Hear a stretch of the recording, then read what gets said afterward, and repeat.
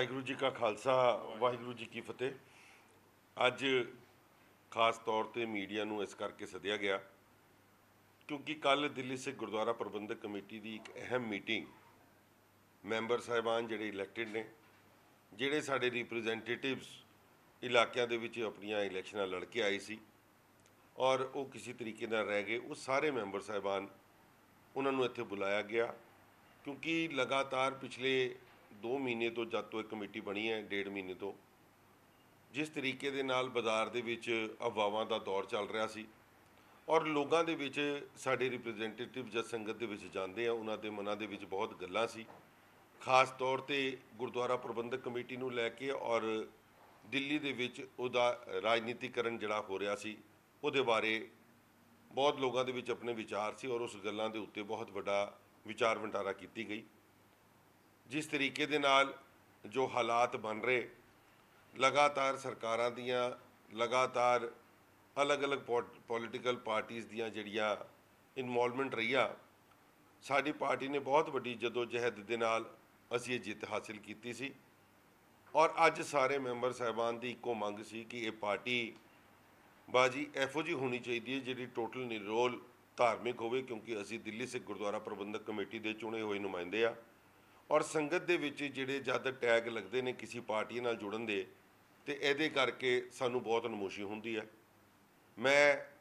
दिल्ली सिख गुरुद्वारा प्रबंधक कमेटी के बतौर प्रधान बनने तो बाद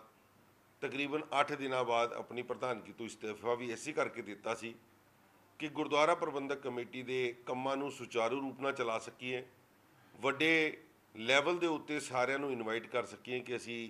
ये जिहड़े काम कर रहे हैं। और कल मैनूं लगता है कि तकरीबन सारे मैंबर साहिबान ने ये उत्ते मोहर लाती कि दिल्ली दे विच एक ऐसा संगठन एक ऐसी जथेबंदी होनी चाहिए है जो सिर्फ तो सिर्फ निरोल धार्मिक गल्लां कर सके, धार्मिक काम कर सके, जिहदा राजनीति दे नाल विच कोई इंटरफेरेंस नहीं होए। सो समूची टीम ने एक फैसला लिया है कि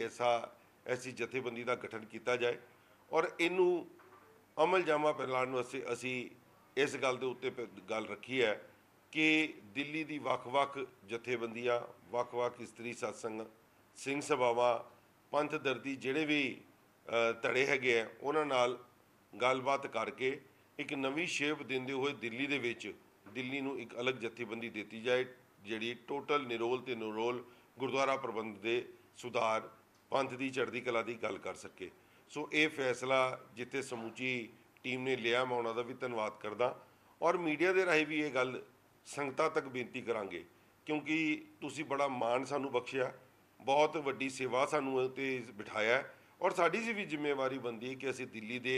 लोगों की राखी गल कर सकीए, पंथ की गल कर सकीए, पंथ की चढ़ती कला की गल कर सकीए और कोई भी पंथक इशू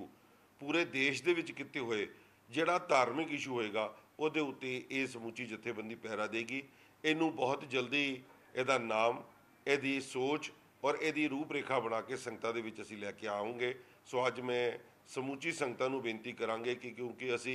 संगतां दे नाल नाल मैं उन्हां लोगों नूं भी जरूर बेनती करांगा कि भावें वो किहड़ी भी पार्टी नूं रिप्रजेंट करदे होण मगर अज जो सोच लैके समूची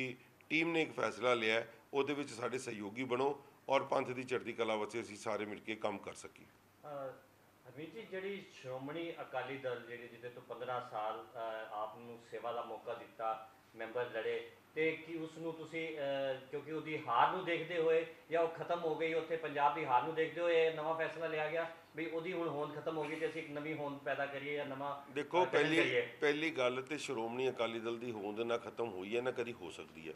श्रोमणी अकाली दल जित शहीदां दी जथेबंदी है और उन्हां शहीदां दी जथेबंदियां दे जो मनसूबे सी जिन्हों लैके पार्टी का गठन होया सी भावें वो बाबा खड़क सिंह की गल करिए, संत फतेह सिंह की गल करिए, मास्टर तारा सिंह की गल करिए, उन्होंने ही उद्देशों के चलते हुए जथेबंदी काम करेगी मगर यदा सिर्फ तो सिर्फ एको रोल होएगा कि यह राजनीति नहीं होएगी ये उत्ते क्योंकि मैनू पिछले जब मैं इस बारे गल की जब मैं अपने इस्तीफे के बारे भी गल की सी मैं उहदे विच भी बहुत स्पष्ट गल की सी कि जद संगत ने चुन के इहो जिहियां कुर्सियां ते सानू बिठाया है साडी जिम्मेवारी बनती है और मैं अज भी मीडिया राही गल करदा कि जद तक मैं गुरुद्वारा कमेटी की इस सेवा के उत्ते बैठा वा मैं आप या मेरे परिवार चो कोई राजनीतिक इलैक्शन नहीं लड़ेगा। इहो जिहे फैसले असीं लैणे ने जिहड़े राजनीति तो दूर होण ਜਿਹੜੇ ਮੈਂਬਰ ਸਾਹਿਬਾਨ ਸਾਡੇ ਕੋਈ ਇਲੈਕਸ਼ਨਾਂ ਲੜਨਾ ਚਾਹੁੰਦੇ ਨੇ, ਕਿਸੇ ਵੀ ਧੜੇ ਤੋਂ ਲੜਨ, ਸਾਨੂੰ ਕੋਈ ਦਿੱਕਤ ਨਹੀਂ ਹੈ। ਮਗਰ ਜਿਹੜਾ ਇਸ ਪਾਰਟੀ ਦੇ ਨਾਲ ਇਸ ਧੜੇ ਦੇ ਵਿੱਚ ਹੋਏਗਾ, ਗੁਰਦੁਆਰਾ ਕਮੇਟੀ ਦੀ ਸਿਸਟਮ ਦੇ ਵਿੱਚ ਰਹਿ ਕੇ ਅਸੀਂ ਕੌਮ ਦੀ ਸੇਵਾ ਸੰਭਾਲ ਕਰ ਸਕਾਂਗੇ।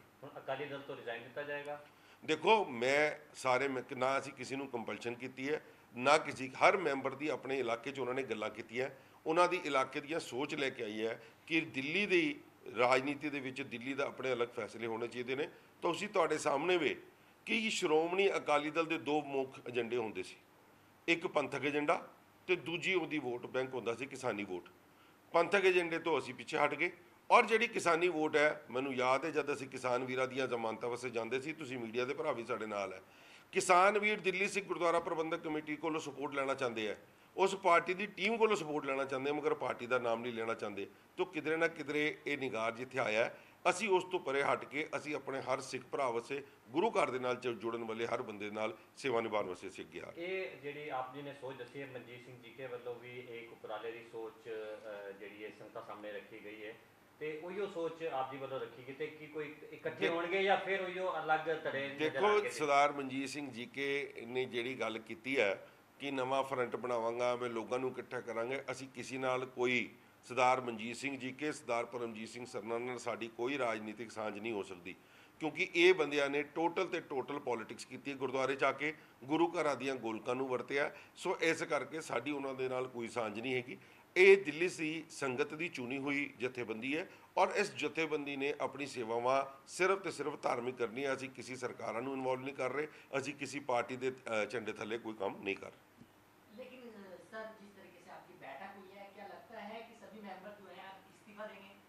देखो, सारों के सारे मेंबरों ने कंसेंट दिया है, 100%, जिसको 99.9% भी नहीं कह सकते। और इस बात का गल का सानू उन्होंने वादा दिता है कि जब तक असी धार्मिक गल करांगे, धार्मिक जथेबंदी की गल करांगे, समूची टीम साडे नाल है। और असी भी उन्होंने फ्री हैंड दिता है कि तुसी पॉलिटिकल इलैक्शन जिथे लड़नी है तुसी लड़ो, उहदे नाल इस जथेबंदी का कोई कंसर्न नहीं होएगा। बिल्कुल, मैं श्रोमणी अकाली दल का सिपाही सी, सिपाही मैं अकाली दल का रवांगा, मगर अकाली दल के जिहड़े मनसूबे सी, अकाली दल जिन्हों लैके सोच लैके चले सी, समूची टीम हुई है और अकाली दल के नाम के उत्ते ही है जथेबंदी बनेगी। ਮੰਨਿਆ ਜਾਏ ਕਿ ਪੰਜਾਬ 'ਚ ਜੋ ਕੁਝ ਹਾਲਾਤ ਹੈ, ਜੋ ਤੁਸੀਂ ਕਿਹਾ ਕਿਸਾਨੀ ਜਾਂ ਪੱਥਰ ਜੋ ਏਜੰਡੇ ਸੀ, ਉਹਨਾਂ ਤੋਂ ਪਾਰਟੀ ਖੜਕ ਗਈ, ਉਸ ਤੋਂ ਬਾਅਦ ਤੁਹਾਨੂੰ ਇਹ ਲੱਗ ਰਿਹਾ ਹੈ ਕਿ ਦਿੱਲੀ 'ਚ ਵੀ ਲੋਕੀ ਸ਼ਾਇਦ ਅੱਗੇ ਆਉਣ ਵਾਲੇ ਟਾਈਮ 'ਚ ਹੁੰਗਾਰਾ ਨਾ ਦੇਣ, ਇਸ ਕਰਕੇ ਤੁਸੀਂ ਇੱਕ ਨਵਾਂ ਫਰੰਟ ਲੈ ਕੇ ਆ ਰਹੇ ਹੋ? देखो, मैं जिथे तक पंजाब और दिल्ली की पॉलिटिक्स की गल करिए बहुत वक्री है।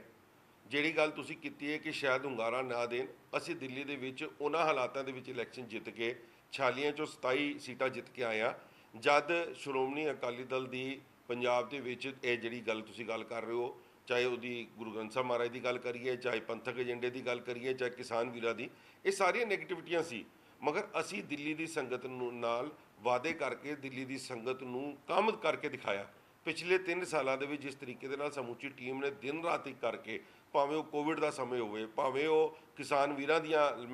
ਜਿਹੜੀਆਂ ਜ਼ਮਾਨਤਾਂ ਦੀ ਗੱਲ ਹੋਵੇ, ਕੋਈ ਲੜਾਈ ਹੋਏ, ਕਿਸੇ ਮੋਰਚੇ ਦੇ ਅੱਗੇ ਜਾਣਾ ਹੋਏ, ਇਸ ਟੀਮ ਨੇ ਅੱਗੇ ਕੀਤਾ। ਔਰ ਦਿੱਲੀ ਗੁਰਦੁਆਰਾ ਕਮੇਟੀ ਦੀ ਉਹੀ ਟੀਮ ਅੱਜ ਸਮੁੱਚੇ ਮੈਂਬਰ ਉਹਦੇ 'ਚੋਂ ਜਿੱਤੇ ਹੋਏ 90% ਪੁਰਾਣੇ ਨੇ, 10% ਜਿਹੜੇ ਨਵੇਂ ਆਏ ਨੇ, ਸਾਰਿਆਂ ਨੇ, ਕਿਉਂਕਿ ਉਹ ਪਹਿਲੇ ਵੀ ਸਾਡੇ ਨਾਲ ਸਹਿਯੋਗੀ ਰਿਹਾ। ਅਸੀਂ ਸਾਰੇ ਮਿਲ ਕੇ ਦਿੱਲੀ ਦੀ ਸੰਗਤ ਨਾਲ ਵਚਨਬੱਧ ਹਾਂ ਔਰ ਇਹਨਾਂ ਦੇ ਰਾਈਟਸ ਵਾਸਤੇ, ਕਿਉਂਕਿ ਬਹੁਤ ਵੱਡੇ ਇਸ਼ੂਜ਼ ਨੇ, ਸਾਨੂੰ ਕਾਲਜਿਸ ਆਪਣੇ ਬਣਾਉਣੇ ਨੇ, ਸਾਨੂੰ ਯੂਨੀਵਰਸਿਟੀ ਆਪਣੀ ਬਣਾਉਣੀ ਹੈ, ਸਾਡੇ ਸਕੂਲਾਂ ਦਾ ਜਿਹੜਾ ਗਿਰਿਆ ਮਿਆਦ ਹੈ ਅਸੀਂ ਉਹਨੂੰ ਉੱਪਰ ਚੁੱਕਣਾ ਹੈ। ਔਰ ਉਹਦੇ ਲਈ ਮੈਨੂੰ ਲੱਗਦਾ ਹੈ ਕਿ ਕਿਸੇ ਇੱਕ ਰਾਜਨੀਤਿਕ ਪਾਰਟੀ ਦੇ ਨਾਲ ਜੁੜ ਕੇ ਇਸ ਫਾਊਂਡੇਸ਼ਨ ਦੇ ਵਿੱਚ ਅਸੀਂ ਕੰਮ ਨਹੀਂ ਕਰ ਪਾਵਾਂਗੇ। ਤੁਹਾਨੂੰ ਇੰਨਾ ਲੇਟ ਕਿਉਂ ਮਹਿਸੂਸ ਹੋਇਆ? ਪਹਿਲਾਂ ਵੀ ਤੁਸੀਂ ਰਹੇ, ਇੰਨੇ ਸਾਲ ਤੁਸੀਂ ਲੋਕਾਂ ਦੀ ਸੇਵਾ ਕੀਤੀ, ਕੀ ਇਹ ਮੰਨਿਆ ਜਾਏ ਕਿ ਅਕਾਲੀ ਦਲ ਦਾ ਜਿਹੜਾ ਇੱਕ ਨੈਸ਼ਨਲ ਪਰਸਪੈਕਟਿਵ ਉਹਨਾਂ ਦਾ ਖਤਮ ਹੁੰਦਾ ਗਿਆ, ਉਹ ਸਰਕਾਰ ਚੋਂ ਬਾਹਰ ਚਲੇ ਗਏ, ਇਸ ਕਰਕੇ ਲੱਗਣ ਲੱਗ ਪਿਆ? ਦੇਖੋ, ਮੈਂ ਸਮਝਦਾ ਕਿ ਸਰਕਾਰ ਤੋਂ 2 ਸਾਲ ਪਹਿਲੇ ਤੇ ਬਾਹਰ ਗਏ ਹੋਏ, ਮਗਰ ਦਿੱਲੀ ਦੀ ਟੀਮ ਨੇ ਕਦੀ ਉਹਨਾਂ ਤੋਂ ਪਿੱਛੇ ਨਹੀਂ ਹਟੇ। ਮਗਰ ਜਿਸ ਤਰੀਕੇ ਦੇ ਨਾਲ ਅੱਜ ਸੰਗਤਾਂ ਦੇ ਵਿੱਚ ਅਸੀਂ ਇਲੈਕਸ਼ਨਾਂ 'ਚ ਗਏ ਹਾਂ, ਸੰਗਤਾਂ ਨੇ ਜਿਸ ਤਰੀਕੇ ਨਾਲ ਸਾਡੇ ਨਾਲ ਗੱਲ ਕੀਤੀ, ਔਰ ਸਾਡੇ ਮੈਂਬਰ ਸਾਹਿਬਾਨ ਨੂੰ ਵੀ ਇਹ ਨਜ਼ਰ ਆ ਰਿਹਾ ਹੈ ਕਿ ਸਾਨੂੰ, ਜਦ ਅਸੀਂ ਗੱਲ ਹੀ ਦਿੱਲੀ ਦੇ ਵਿੱਚ ਦਿੱਲੀ ਗੁਰਦੁਆਰਾ ਪ੍ਰਬੰਧਕ ਕਮੇਟੀ ਦੀ ਗੱਲ ਕਰਨੀ ਹੈ, ਤੇ ਸਾਨੂੰ ਰਾਜਨੀਤੀ ਤੋਂ ਪਰੇ ਹਟ ਕੇ ਸਿਰਫ ਤੇ ਸਿਰਫ ਧਾਰਮਿਕ ਗੱਲਾਂ ਕਰਨੀਆਂ ਚਾਹੀਦੀਆਂ। ਅਕਾਲੀ ਦਲ ਦੀ ਲੋੜ ਹੈ? ਨਹੀਂ, ਅਕਾਲੀ ਦਲ ਦੀ ਲੋੜ ਬਿਲਕੁਲ ਹੈ। ਸਿੱਖ ਪੰਥ ਅਕਾਲੀ ਦਲ ਦੀ ਮੈਂ ਸਮਝਦਾ ਕਿ ਜਿਹੜੀ ਮਾਂ ਪਾਰਟੀ ਹੈ ਉਹਨੂੰ ਜ਼ਿੰਦਾ ਰੱਖਣਾ ਬਹੁਤ ਜ਼ਰੂਰੀ ਹੈ। ਔਰ ਮੈਂ ਜਿਹੜੀ ਗੱਲ ਕੀਤੀ ਹੈ ਕਿ ਉਹਨੂੰ ਵੱਡੇ ਲੈਵਲ ਤੱਕ ਲੈ ਕੇ ਜਾਵਾਂਗੇ, ਉਹਨੂੰ ਨੈਸ਼ਨਲ ਕੀ ਇੰਟਰਨੈਸ਼ਨਲ ਲੈਵਲ ਤੱਕ ਲੈ ਕੇ ਜਾਵਾਂਗੇ ਔਰ ਦਿੱਲੀ ਦੇ ਵਿੱਚ ਨਵਾਂ ਅਕਾਲੀ ਦਲ ਬਣਾ ਕੇ ਦਿਆਂਗੇ।